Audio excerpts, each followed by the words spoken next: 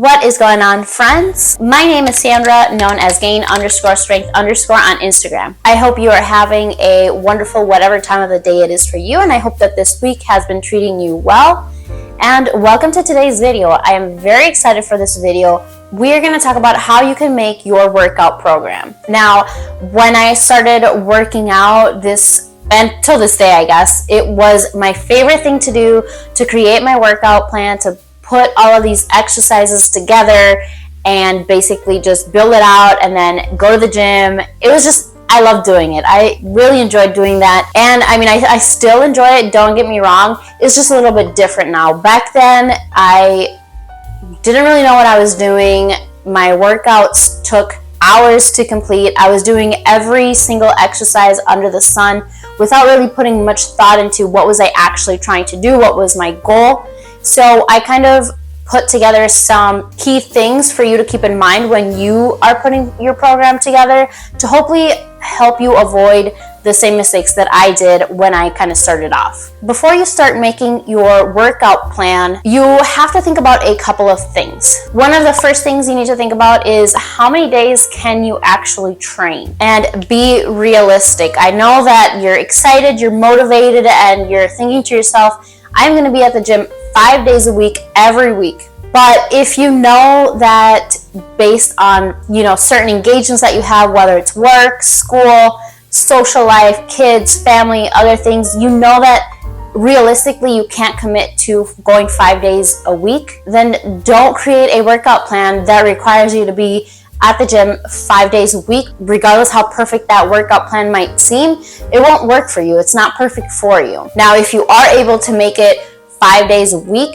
go for it. Definitely go for it. But if you are new to working out, or you still, consider yourself a beginner, I typically recommend that you go at least 3 days a week. If you're only able to make it 2 days, that's fine. Maybe add in a third day when you're outside going on walks with your family, or perhaps you play a sport. That can count as your third day of working out. Doesn't necessarily mean you have to be in the gym 3 days a week, but if you're able to, that's kind of what I would suggest you do, 3 days at least. Also, because this gives you enough recovery days between your workout sessions, but it also challenges your muscles enough to promote muscle growth. Another thing to keep in mind is how much experience do you have? For example, if you're just starting off your fitness journey, just stick to the basic movements. Don't try to overcomplicate it too much. Stick with the basics and you're set. Another thing to keep in mind is, what are your goals? Overall, what are you trying to accomplish by working out, by going to the gym? The answer to this question will help you when you decide how you're going to split your week and what exercises you should do. Make sure you have a clear understanding of your goal. Dig deep. Don't just say, I want to get fit. Be specific. For the next 3 months, I want to grow my delts by focusing more on them through my workouts. And lastly, another question you should ask yourself is, what do I need to improve? We tend to ignore our weak areas and we focus just on the muscle group that we want to grow. We focus on just the exercises that we actually enjoy doing. Regardless if there's an exercise that we don't like and it provides more benefits, we just, push that off to the side and say, I don't want to do that. So figure out if you have any muscle imbalances. Perhaps you don't have much balance on one foot. So this would be a good area to focus on, doing unilateral exercises. Once you answer those questions, let's figure out the first step, which is figuring out the number of days that you're actually going to work out. And again, be realistic with this step. Now, this will depend on a variety of things, such as, what's your goal? Are you trying to build muscle? Are you trying to lose weight? Do you just want to be overall healthy? It'll depend on your age and your activity level. And if you're just starting off, like I said, I would recommend 3 days a week at a minimum. And if you have maybe a little bit more of experience and you're able to add 1 or 2 more days to that, go for it. Definitely encourage you to do so. And you can have the most perfect plan ever created, but it will be useless unless you can commit to it. So actually, as we go along, let's just try and build one together. And keep in mind, I am doing this at the top of my head, so bear with me. So let's say that you're a beginner and you're going to work out 3 days a week. You're going to go on Monday, Wednesday, and Friday. And then between those, you're just going to rest. And the next step is, how are you going to actually split your week? There are so many ways that you can split your week or your workouts. And what I mean by split is, today is Monday, what muscles am I going to target? Today is Wednesday, what muscles am I going to target? And then the same for Friday. So when I say how you're going to split your week, that's what I mean. Basically, what muscle groups are you going to target each time you're at the gym? I would recommend that you try to aim to target each muscle group 1 to 2 times a week. Obviously, the more often you target that muscle, the more stress, which we're talking about good stress here, that you place on your body or on that muscle group, the better for it, because it's going to demand more, which is going to cause it to grow your muscle mass. Hopefully that makes sense for you. But aim to at least 1 to 2 times per muscle group per week. Let's say you're only able to make it to the gym 2 days. I would recommend full body. Both days you're going to just hit your full body. If you're going 3 days per week, there are a couple of different ways. You could do full body each day, which if you're a beginner, I would actually recommend that's what you do, just because, again, you want to target each muscle at least 1 to 2 times per week. So doing a full body is going to be perfect. You can also do upper and lower, and then you switch the following week. So let's say week 1, you're going to do 2 upper days and 1 lower. Then the following week, week 2, you do 2 lower and 1 upper body day. Could be a little bit confusing, I guess. You just have to make sure you're very organized and keeping track of your workouts. And you could also do a push-pull legs type of workout. So let's say Monday, I do push workouts. And then Wednesday, I'm going to do legs. And then Friday, I'll do pull. So I guess maybe to explain what that means, if you're a true beginner and you don't quite know, when I say push day is when it's a push day, you're going to do exercises. The simplest way to put it is exercises in a pushing motion. So you're pushing the weight away. You're doing bench press. You're doing shoulder press, that kind of thing.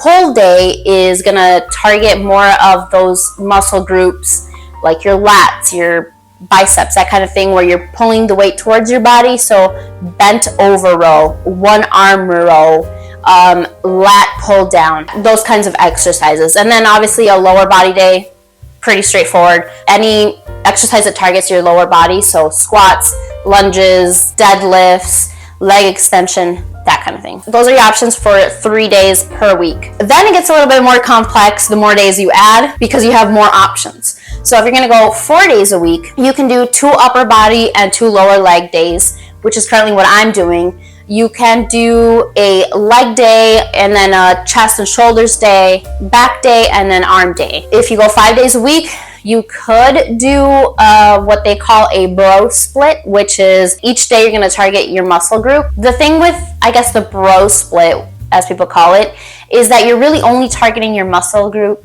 1 time a week. And again, if you remember earlier, I mentioned 2 times a week targeting that muscle group is going to be a little bit better. It's going to create more stimulus to the actual muscle group.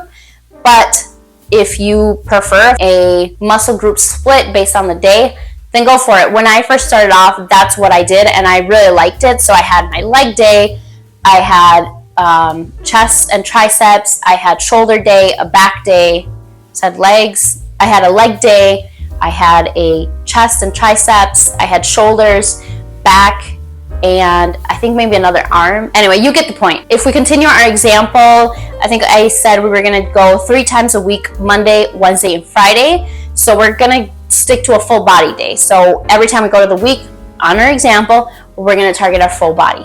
The next step is picking the actual exercises.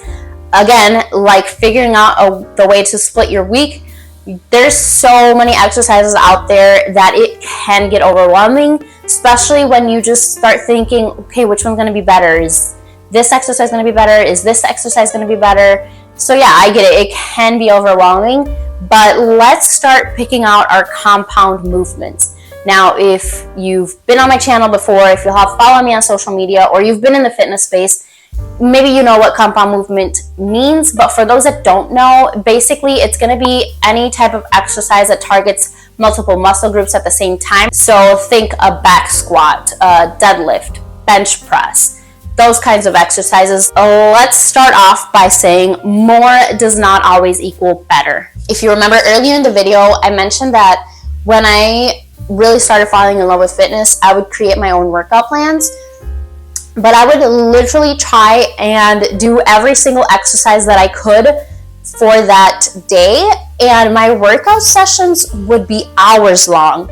So for example, my leg day would be at least 2 hours. And I'm not talking about 2 hours because I was taking longer breaks or longer rest periods. No, that was because I was doing 9, maybe 10 exercises at a time. And no, we do not want that. Just thinking back about it, I just cringe because it was just so bad, but I didn't know better. I just thought, the more exercises that I do, the more it's going to target my muscles, the more I'm going to get bigger, I'm going to get more defined. And yeah, I loved looking forward to leg days, and the following day after doing leg day, I could barely walk. Going down the stairs just seemed like an impossible task. Sometimes I would be doing my hair and my arms would just give out. I was just doing too much. So keep that in mind. Doing more does not always equal doing better. Going back to our compound movements, let's start by picking out 1 to 2 compound exercises per day. You want to pick it based on what you're training that day, and I would strongly recommend that you maybe put it at the beginning of your workout versus later in the workout, because when you start off your workout of the day, you are highly motivated, you have a lot of energy, your body is, you should hopefully be at 100% ready for your workout. As the workout progresses, your energy is going to decrease, you're going to start to feel more fatigued, and you want to make sure that these compound movements, which are the big lifts, you've already gotten them done by the time that you get towards the end of your workout. Because if you're doing all these, let's say your isolation exercises, and then it's time to go, it's like your 4th, 5th exercise of the day, and then you're going to start squatting, you probably won't be able to lift as much weight and with proper form as if you would have started with the squats at the beginning of your workout. So just keep that in mind. For example, if you do a bench press followed by an overhead press, your muscles are going to be fatigued, which might impact your form and the weight that you can use. So just keep in mind which exercise you're doing and what muscles that targets. And if you aren't necessarily sure what muscles that might target, go on Google, guys. There's so much free information out there that can help you. I also just recently posted a video, which is a beginner's guide to using a barbell, and for each exercise in that video, I do go over which muscles that exercise targets. So I'll link that up here and in the description below. I recommend doing the compound exercises that target the bigger muscle groups first. So for example, both the squat and the dumbbell shoulder press are compound movements, but the squat targets your quads, abductors, spinal erectors, and your glutes, while the dumbbell shoulder press targets your rear delts and your triceps. So in this case, we would start with the squat versus the dumbbell shoulder press. So day 1, Monday of our example workout, we are going to do squats and walking lunges. Then day 2, which would be Wednesday, we're going to bench press and bent over row. And then the last day, which will be Friday, we are going to do a deadlifts and shoulder press. Now, once you know which compound exercises you're going to do, we're going to move into isolation exercises. And that is going to be any exercise that uses, Claudius is right here. Say hi to YouTube, Claudius. You want to sit? So isolation exercises are exercises that target one specific muscle group or joint in isolation. So think of your bicep curls, tricep push down, for example. Now these are great exercises to correct any muscle imbalances. They're also really good to help strengthen muscles after injury. I would pick maybe between 3 to 4 exercises. So again, in our example, we are going to pick a pull-up, which technically is not an isolation exercise, but bear with me. We're going to do lateral raise, hammer curl, and tricep push down.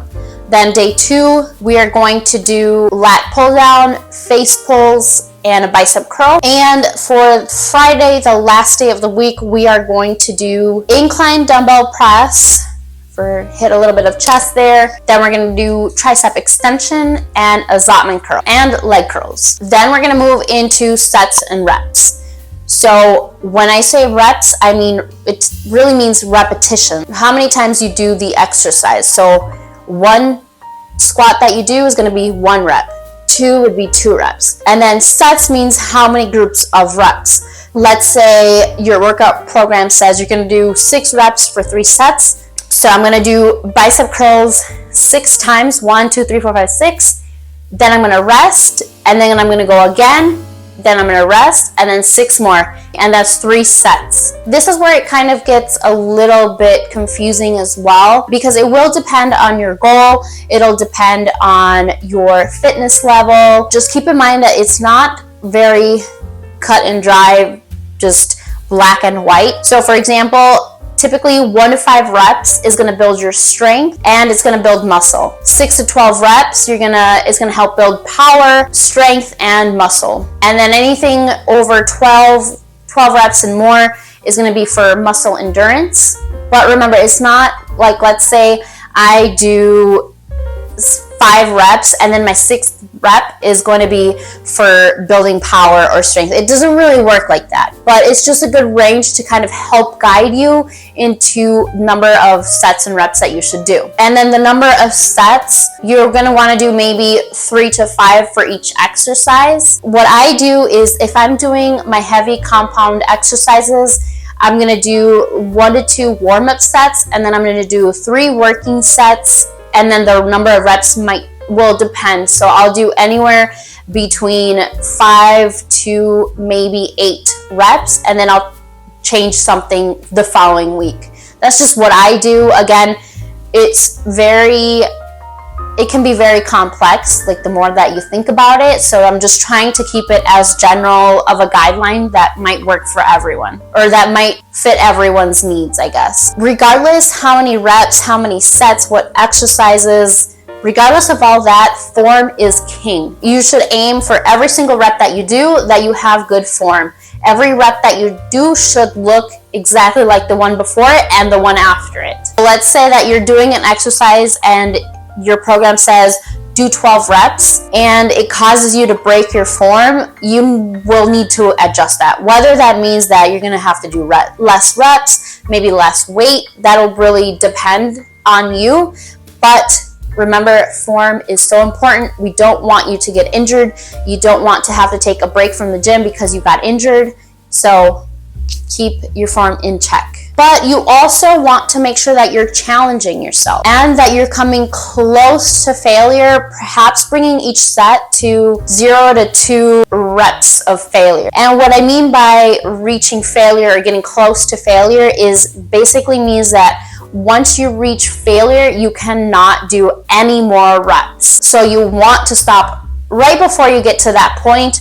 I think the more advanced that you are in your fitness journey, it's gonna be very different than if you're a beginner. Now let's talk about the rest period between each set. This will also depend, and you should start kind of realizing that everything with fitness kind of depends. Like, it's never the same for everyone. What will work for me will maybe not work for you, and what works well for you may not work for me. So it depends. It depends on you. It depends on a lot of things. So in this case, your rest period will depend on your goal, the total weight that you lifted, the number of sets and reps, as well as your fitness level. Like, are you a beginner, intermediate, are you more advanced? Again, a general, simple guideline is if you're trying to increase your strength and your power, you might want to rest between 2 to 5 minutes. And this is because what you're lifting, the exercise that you're doing, is going to be heavy compound exercises. For hypertrophy, so building muscle,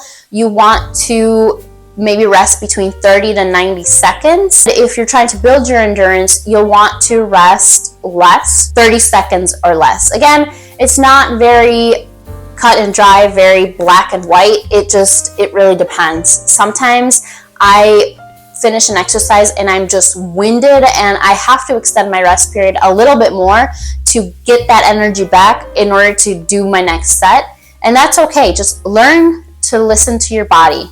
Okay, also Claudius is right next to me and he's snoring. So I don't know if you guys can hear him. I kind of want to, let me see if you can see him. Let's talk about rest days. Another simple guideline is at a minimum, you want 1 to 2 rest days during the week. This can depend on your schedule. It'll depend again on your fitness level and just like your overall body and how sore you might be one day to the next. Learn to listen to your body. If you feel like you need an extra day because maybe you're super sore, take that rest day. Again, it's better for you to be safe than going back into the gym even if you're feeling really sore and getting injured. Maybe instead of going to the gym, just include a day of stretching and mobility, low impact movement like going on a walk, doing some yoga, that kind of thing. And don't worry, you will not lose all your gains if you take rest days during the week.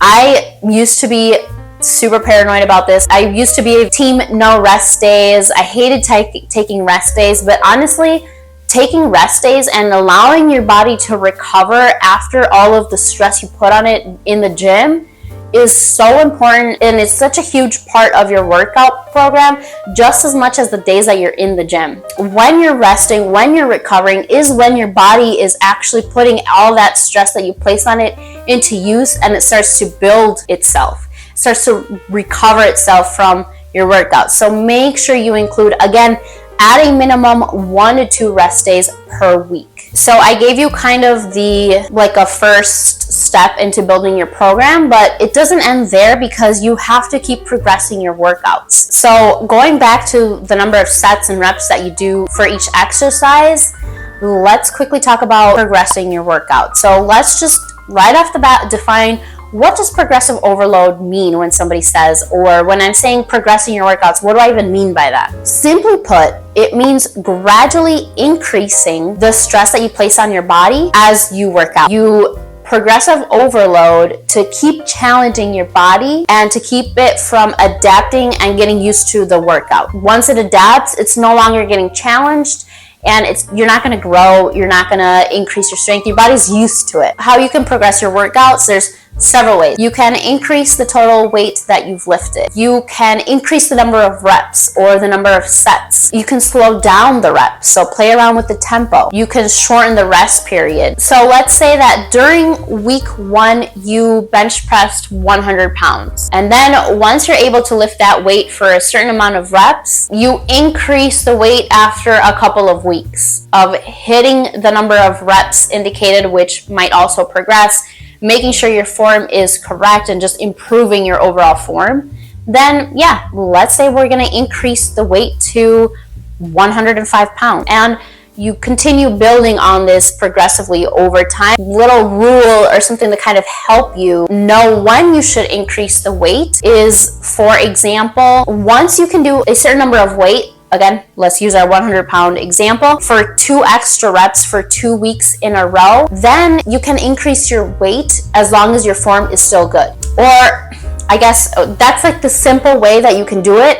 A more advanced or complex way of thinking it is you can add more weight if you got more than 5 reps with good form. If you can't do more than 5 but you have good form, then you can add some extra reps with the same weight. Now if you can do 5 to 9 reps with good form, then you can add reps, you can add weight, or you can do both. And if you're doing more than 10 reps with good form, then just add more weight at that point. Now let's, on the opposite side of that, let's say you do 5 to 10 reps but you know your form wasn't the best. Do not add more weight. You don't need to add any more reps. Just when you come into the gym again the following time, match the number of sets and reps from the previous week. And then next week, if everything is good and your form is good, you hit the number of sets, you hit the number of reps, then you can continue with the progression at that point. Or, unless you can do 10 reps with good form, then increasing the weight might be better for you. And I guess another little bonus point, if you will, is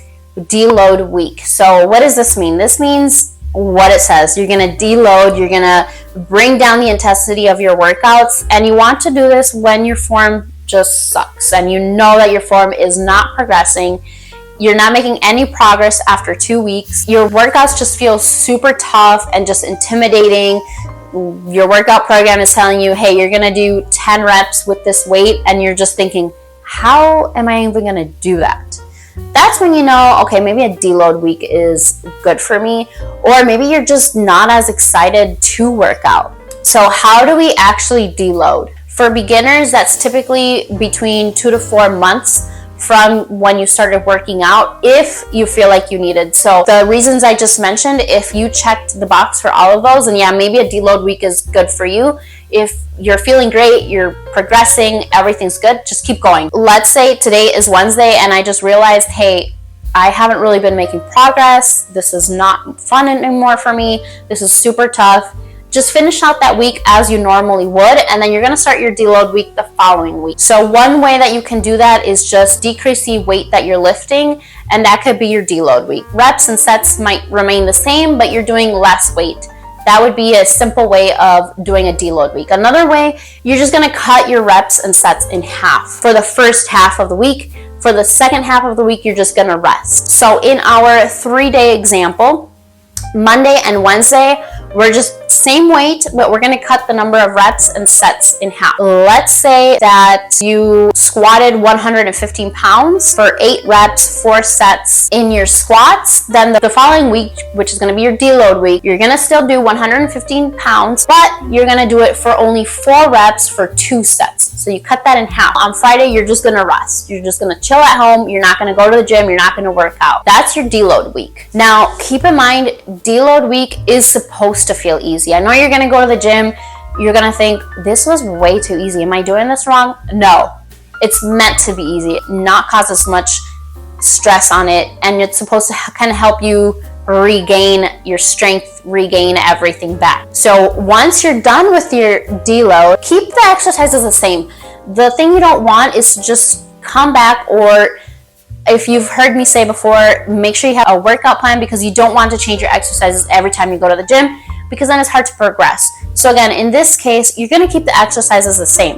The only reason why you should change or consider changing the exercises is if you're no longer getting stronger in that exercise, the exercises start feeling kind of boring, kind of stale, like you're not getting a good pump, or if it causes any type of pain or discomfort, then don't do that exercise. Switch it out. You want to switch those exercises out for another exercise that's going to target the same muscle group. Now, the process of building a program will be different for everyone based on things like your goal, what equipment you have available, body structure. Preference will really vary from one person to the next. Again, what works for you might not work for me. So don't be afraid to play around with it. Find what works for you. But remember, don't change it immediately. Consistency with the exercises that you pick is important. This is just a kind of simple way to build your program. Obviously, there's a lot more that goes into it. Do not get me wrong. But I feel like it's good for people to try and build their own program, because you can learn so much.